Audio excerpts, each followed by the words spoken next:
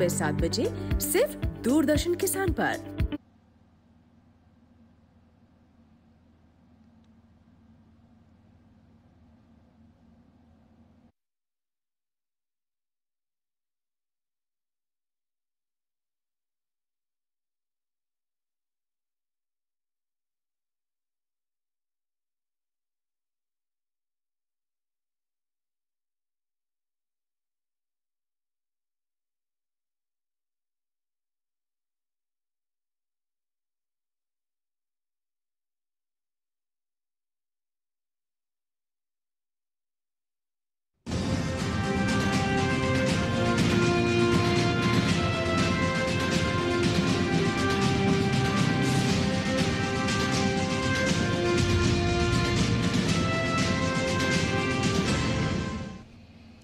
नमस्कार, किसान समाचार में आप सभी दर्शकों का स्वागत है। मैं हूं सैमा खान। सबसे पहले नजर हेडलाइंस पर।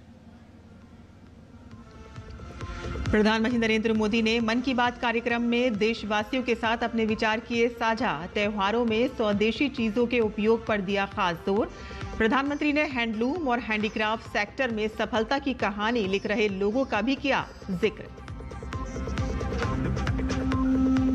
महाराष्ट्र के मुख्यमंत्री देवेंद्र फडणवीस का राज्य में भारी बारिश से प्रभावित क्षेत्र के किसानों के लिए मुआवजे का ऐलान। कहा कि प्रभावित किसानों को चिंता करने की नहीं है जरूरत। भारतीय मौसम विभाग ने अपने मौसम के पूर्व अनुमान में देश के कई राज्यों में बेमौसम बारिश, तेज हवा और आंधी तूफान की जताई आशंका। भारत के लिए गर्व का क्षण, यूनेस्को ने हिमाचल प्रदेश के कोल्ड डेजर्ट बायोस्फीयर रिजर्व को अपने world network of biosphere reserve में किया शामिल। समाचार विस्तार से, जहां प्रधानमंत्री नरेंद्र मोदी ने मन की बात कार्यक्रम में देशवासियों के साथ अपने विचार साझा किए। प्रधानमंत्री ने त्योहारों में खास तौर पर स्वदेशी चीजों के उपयोग पर जोर दिया। प्रधानमंत्री मोदी ने हैंडलूम और हैंडीक्राफ्ट सेक्टर में सफलता की कहानी लिख रहे लोगों का भी जिक्र किया। देश भर में इस समय त्योहारों की रौनक देखने को मिल रही है। हर तरफ भक्तिमय माहौल छाया हुआ है। प्रधानमंत्री नरेंद्र मोदी ने मन की बात कार्यक्रम में नवरात्र, विजयादशमी, दिवाली और छठ पर्व का जिक्र किया। पीएम ने छठ महापर्व को यूनेस्को की सांस्कृतिक धरोहर की सूची में शामिल कराने के प्रयासों का जिक्र करते हुए छठ को ग्लोबल फेस्टिवल बताया। साथियों, मुझे आपको ये बताते हुए बहुत खुशी है कि भारत सरकार भी छठ पूजा को लेकर एक बड़े प्रयास में जुटी है। भारत सरकार छठ महापर्व को यूनेस्को की इंटेंजिबल कल्चरल हेरिटेज लिस्ट यानी यूनेस्को की सांस्कृतिक धरोहर की सूची में शामिल कराने का प्रयास कर रही है। छठ पूजा जब यूनेस्को की सूची में शामिल होगी तो दुनिया के कोने कोने में लोग इसकी भव्यता और दिव्यता का अनुभव कर पाएंगे। साथियों, कुछ समय पहले भारत सरकार के ऐसे ही प्रयासों से कोलकाता की दुर्गा पूजा भी यूनेस्को की इस लिस्ट का हिस्सा बनी है। हम अपने सांस्कृतिक आयोजनों को ऐसे ही वैश्विक पहचान दिलाएंगे तो दुनिया भी उनके बारे में जानेगी, समझेगी, उनमें शामिल होने के लिए आगे आएगी। पीएम ने इस बार के त्योहारों के लिए खास संदेश दिया। त्योहारों में सिर्फ स्वदेशी चीजों के उपयोग का आग्रह करते हुए कहा, अगर हम ठान लें तो इस बार त्योहार सिर्फ स्वदेशी चीजों से ही मनाएंगे। इससे हमारे उत्सव की रौनक कई गुना बढ़ जाएगी। वोकल फॉर लोकल को खरीदारी का मंत्र बना दीजिए। ठान लीजिए, हमेशा के लिए जो देश में तैयार हुआ है वही खरीदेंगे। जिसे देश के लोगों ने बनाया है वही घर ले जाएंगे।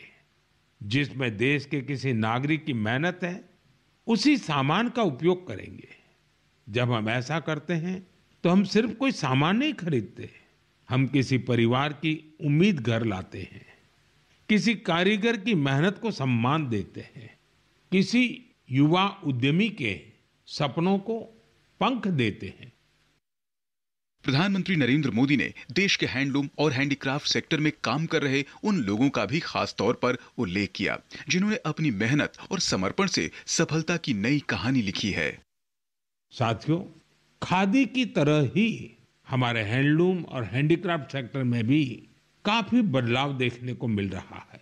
जैसे एक उदाहरण तमिलनाडु के याज नेचुरल्स का है। यहाँ अशोक जगदीशन जी और प्रेम साल्वाराज जी ने कॉरपोरेट नौकरी छोड़ एक नई पहल की।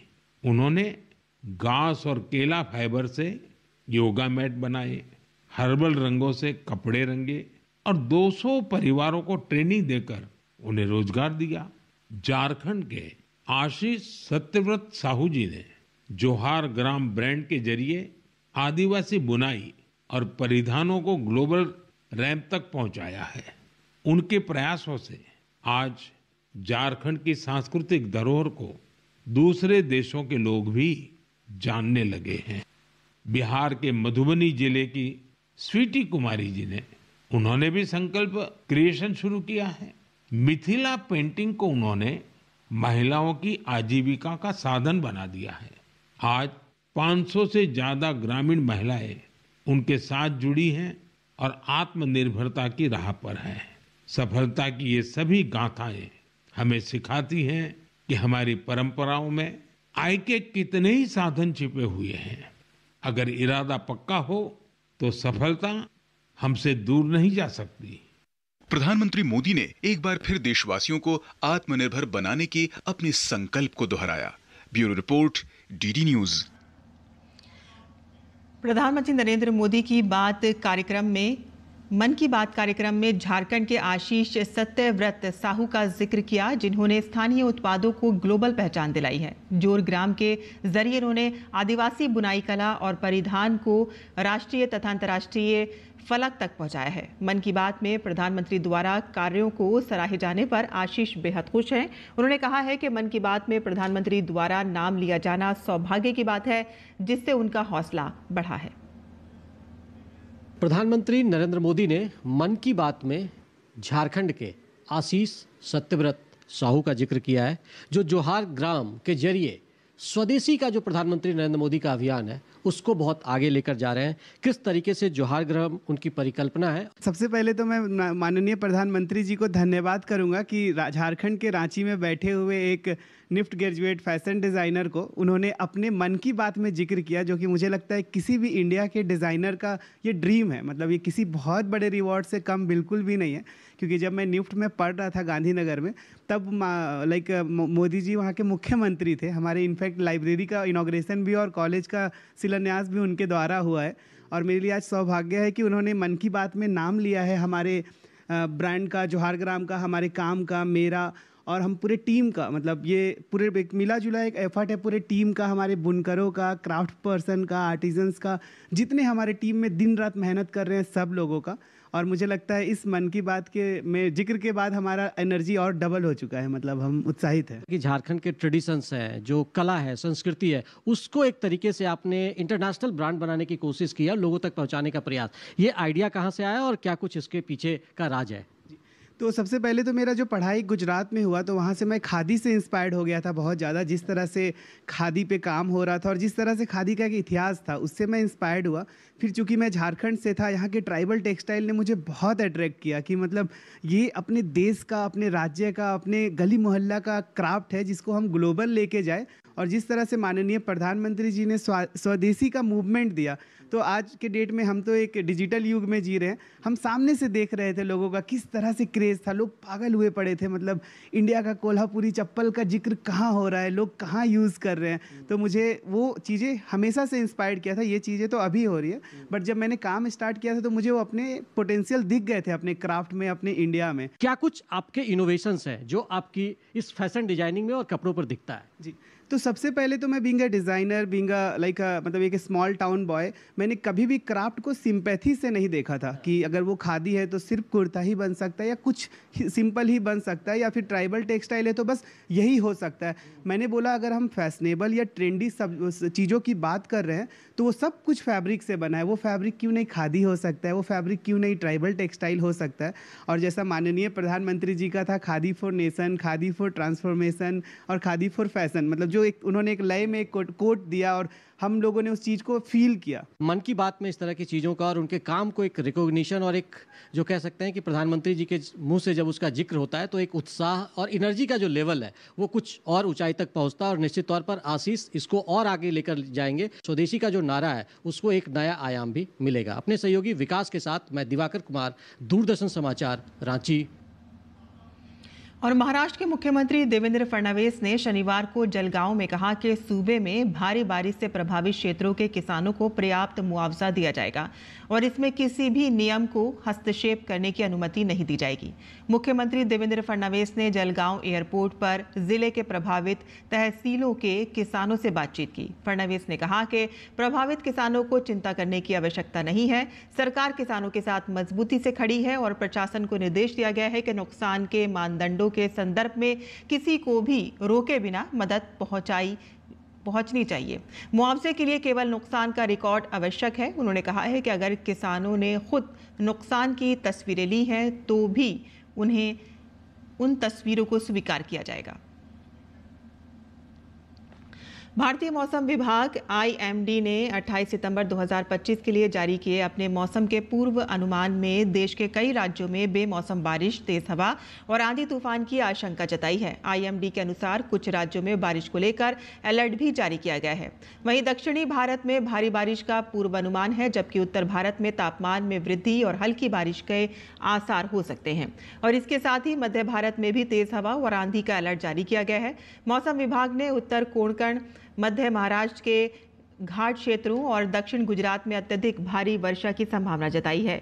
गोवा, अंडमान निकोबार द्वीप समूह, असम, मेघालय, तटीय कर्नाटक, केरल, नागालैंड, मणिपुर, मिजोरम, त्रिपुरा, तेलंगाना और महाराष्ट्र में भी भारी वर्षा का पूर्वानुमान है। तटीय क्षेत्र में भी बारिश के साथ तेज हवाएं चलने की संभावना है। मौसम विभाग ने लोगों से तटीय क्षेत्रों से दूर रहने की चेतावनी भी जारी की है। और भारत के लिए गर्व का क्षण, यूनेस्को ने हिमाचल प्रदेश के कोल्ड डेजर्ट बायोस्फीयर रिजर्व को अपनी world network of biosphere reserve में शामिल किया है। आइए देखते हैं ये रिपोर्ट।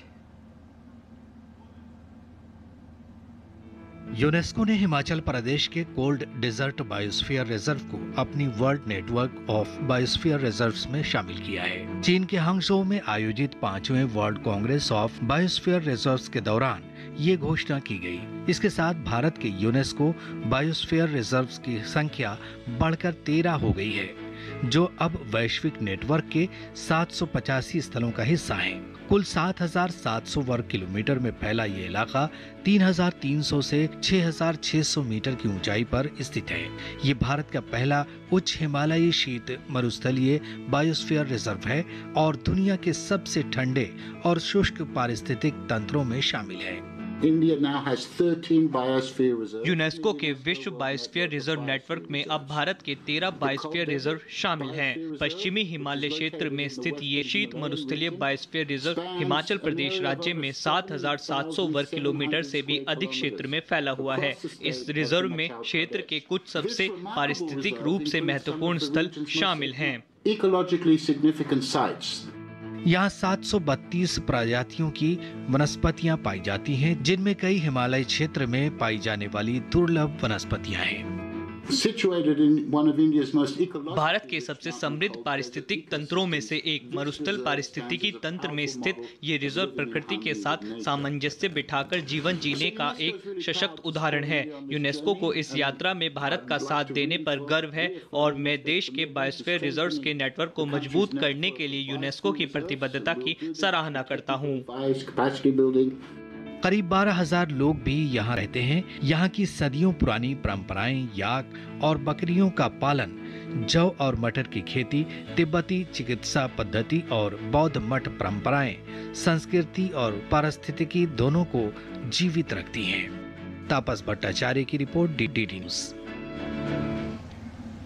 और बिहार सरकार ने कृषि विभाग ने धान की फसल को रोगों से बचाने के लिए किसानों को सलाह दी है। कृषि विभाग किसानों की ज़रूरतों को ध्यान में रखते हुए समय समय पर कृषि सलाह जारी करता है और इसी कड़ी में कृषि विभाग ने सितंबर माह में भी किसानों के लिए कई अहम सलाह जारी की हैं। विभाग ने अपनी एक सलाह में धान की फसल में होने वाले खेरा रोग और गंधी कीट प्रकोप से बचाव के उपाय बताए हैं। इन सलाहों को मानकर किसान धान की फसल में रोगों का उपचार कर बेहतर उत्पादन कर सकते हैं। और इस सलाह में कहा गया है कि किसानों को धान में खेरा रोग की रोकथाम के लिए 5 किलोग्राम जिंक सल्फेट को 2.5 किलोग्राम बुझे हुए चूना के साथ मिलाकर खेत में छिड़काव करना चाहिए और साथ ही 1 हेक्टेयर के लिए औसतन 500 लीटर पानी का प्रयोग करें। किसान समाचार में अब जान लेते हैं देश भर की मंडियों का भाव।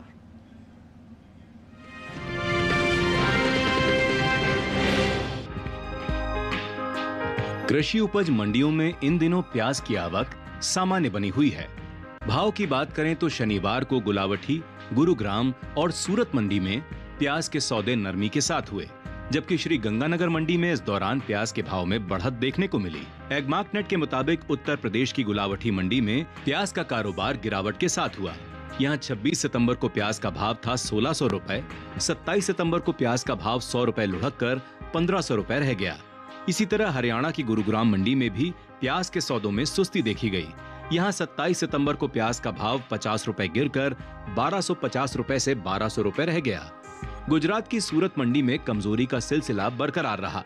26 सितंबर को प्याज की खरीद 1125 रुपए पर हुई। 27 सितंबर को इसमें 25 रुपए की नरमी आई और भाव 1100 रुपए क्विंटल पर रह गया। जबकि राजस्थान की श्री गंगानगर मंडी में इस दौरान प्याज के कारोबार में तेजी रही। 26 सितंबर को यहाँ प्याज का भाव 1500 रुपए था। 27 सितंबर को इसके सौदे 100 रुपए बढ़कर 1600 रुपए पर हुए। चीन के बाद भारत दुनिया का दूसरा सबसे बड़ा प्याज की पैदावार करने वाला देश है।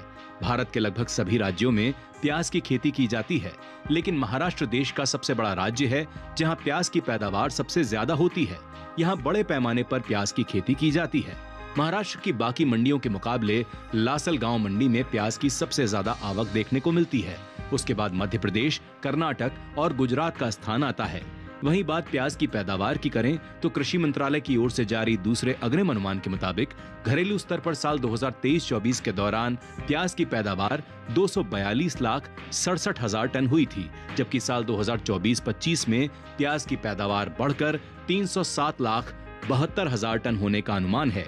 यानी इस साल प्याज की पैदावार में करीब 65,05,000 टन की बढ़ोतरी देखी जा सकती है।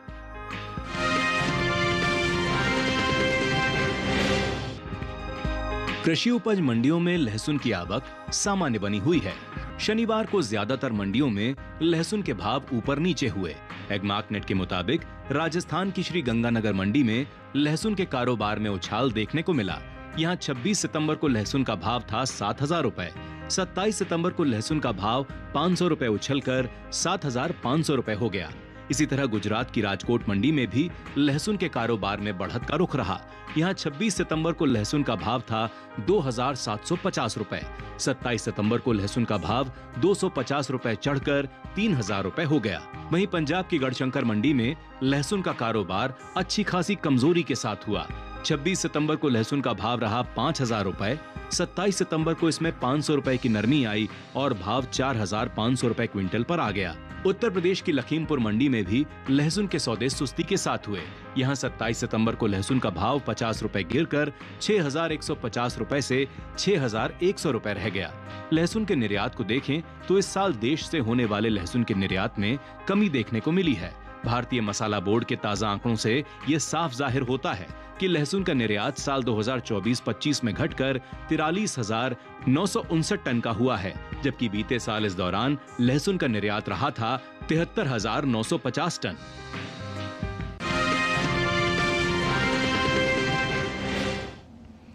और मंडी खबर के बाद अब बात कर लेते हैं मौसमी खेती की। किसान इस मौसम में कैसे रखें अपनी खेती का ख्याल, आइए देखते हैं।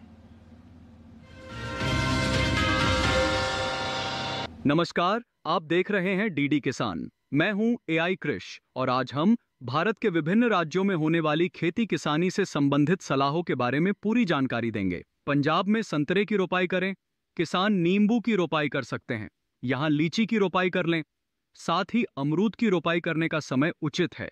इसके अलावा आंवले की रोपाई करते रहें। पंजाब में लौंग की बुवाई करें, वहीं मूली की बुवाई कर सकते हैं। किसान शलगम की बुवाई कर लें। इसी तरह गाजर की बुवाई करें। इस समय धान की कटाई करें। यहीं तोरई की बुवाई कर सकते हैं। पंजाब में गन्ने की रोपाई कर लें। साथ ही किसान पपीते की रोपाई कर सकते हैं। अभी फूलगोभी की रोपाई करें, वहां टमाटर की रोपाई करते रहें। पंजाब के किसान ब्रोकली की रोपाई कर लें, उत्तर प्रदेश में बैंगन की रोपाई कर सकते हैं, साथ ही टमाटर की रोपाई कर लें, यहां फूल गोभी की रोपाई करें। किसान हरी मिर्च की रोपाई करते रहें, इसके अलावा नींबू की रोपाई करें। इस समय अमरूद की रोपाई कर लें, वहीं धनिये की बुवाई के लिए समय उपयुक्त है। उत्तर प्रदेश में मूंग के खेत में निराई कर लें, किसान उड़द के खेत में निराई कर सकते हैं। अभी सरसों की बुवाई कर लें, यहीं पालक की बुवाई करते रहें। उत्तर प्रदेश में शलगम की भी रोपाई कर लें, इसके साथ ही खीरे की बुवाई कर सकते हैं। किसान लौकी की बुवाई करें, इसी तरह करेले की बुवाई करें। इस समय धान में कीट लगने की आशंका है, ऐसे में धान में कीटों से बचाव के लिए कृषि विशेषज्ञों की सलाह से कीटनाशक छिड़कें। इसी तरह कृषि और किसानों से जुड़ी हर महत्वपूर्ण जानकारी के लिए हमारे साथ जुड़े रहिए और देखते रहिए डीडी किसान। धन्यवाद।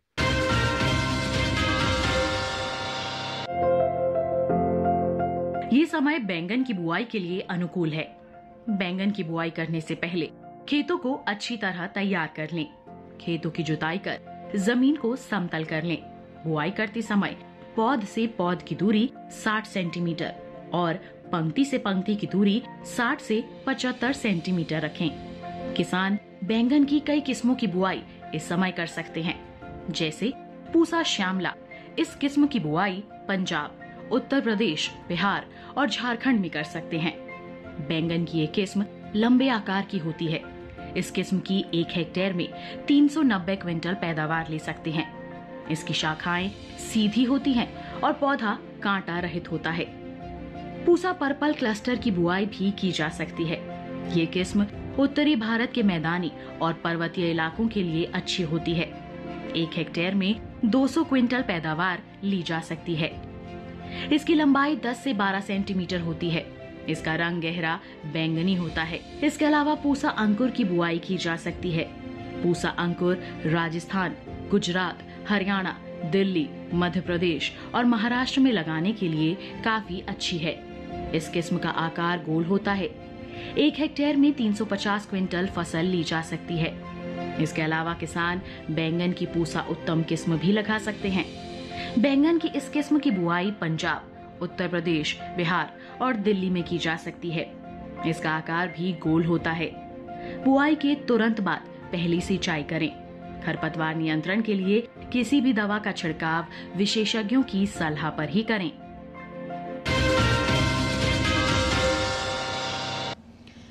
और खेती किसानी के साथ साथ आइए नजर डाल लेते हैं कुछ और महत्वपूर्ण खबरों पर। खास खबर में लेह में हिंसा के बाद अब हालात नियंत्रण में।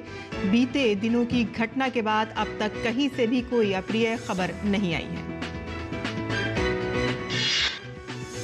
तमिलनाडु के करूर में हुए दर्दनाक हादसे में मारे गए पीड़ितों के शव पोस्टमार्टम के बाद उनके परिजनों को सौंपे गए।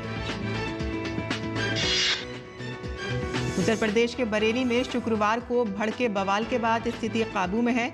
पुलिस प्रशासन ने एहतियात के तौर पर बरेली में 48 घंटे के लिए इंटरनेट सेवाएं बंद की हैं। प्रधानमंत्री नरेंद्र मोदी के नशा मुक्त भारत अभियान के तहत पूरे गोवा में युवा रन का आयोजन किया जा रहा है और इसके तहत संखली में आयोजित युवा महोत्सव में 1000 से ज्यादा युवाओं ने हिस्सा लिया।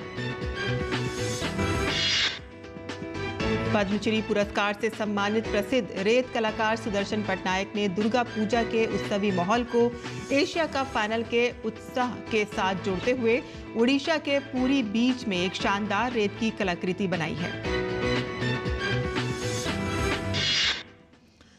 किसान समाचार में आज के लिए बस इतना ही। अनुमति दें। नमस्कार।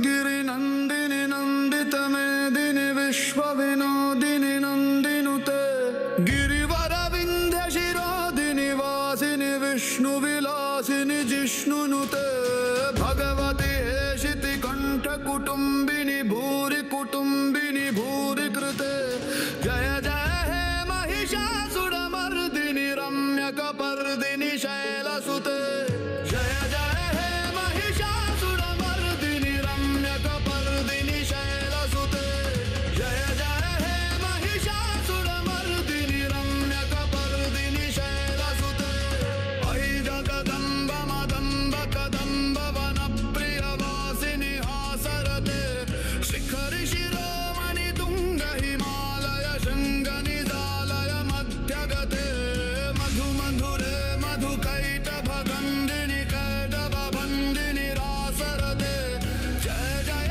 हे महिषासुरमर्दिनि रम्यकपर्दिनि शैलसुते अयि शतखण्ड विखण्डित कर्णवितुण्डित शून्यगताधिपते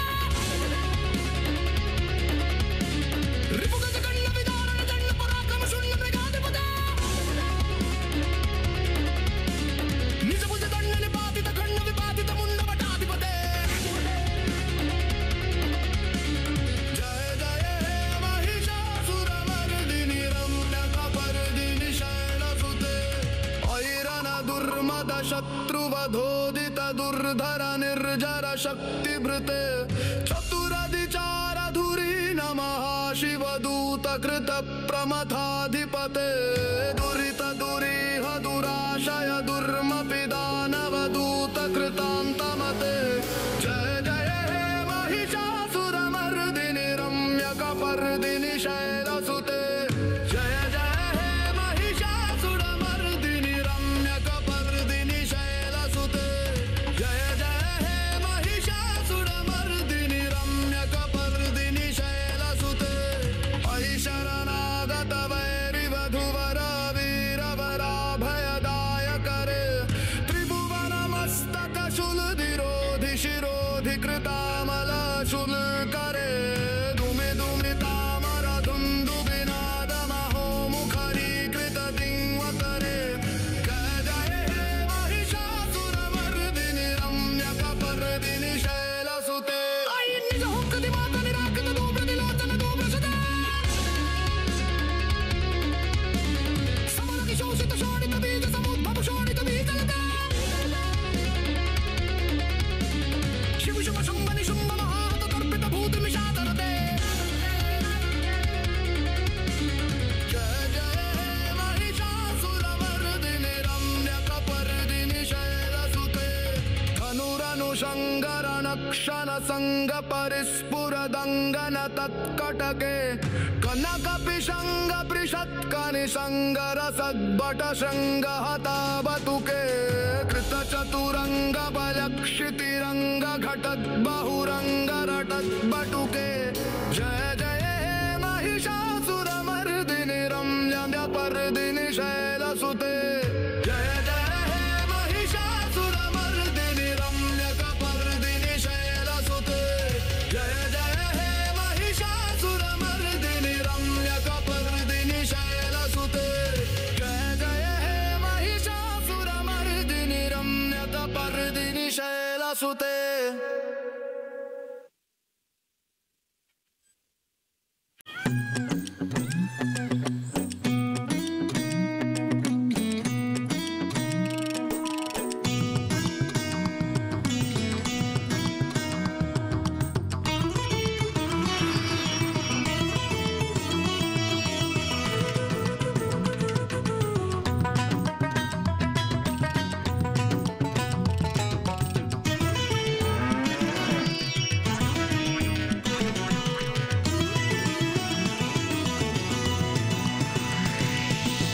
डीडी किसान, बदलते भारत की शान।